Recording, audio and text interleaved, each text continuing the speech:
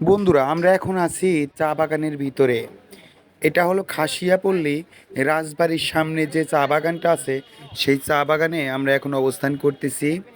আপনারা দেখতে পাচ্ছেন আমরা এখন খাসিয়াপল্লী রাজবাড়ির সামনে যে চা বাগানটা আছে সেখানে অবস্থান করতেছি। সবাই সবাই মিলে ছবি সেলফি উঠতেছি। এই চা বাগানটার অবস্থা হলো সিলেট জাফলং 0 পয়েন্ট থেকে মাত্র 2 কিলোমিটার দূরে। নৌকা দিয়ে পার হয়ে জাস্ট 1 কিলোমিটার 1.5 কিলোমিটার গেলে এই চা বাগানটির সামনে পড়ে। সেখানে রয়েছে খাসিয়াপল্লী মানে খাসিয়াপাড়া জমিদার বাড়ি, এবং সেই জমিদার বাড়ির বাড়ি থেকে 2-3 মিনিট হেঁটে গেলেই এই চা বাগানটি সামনে পড়ে।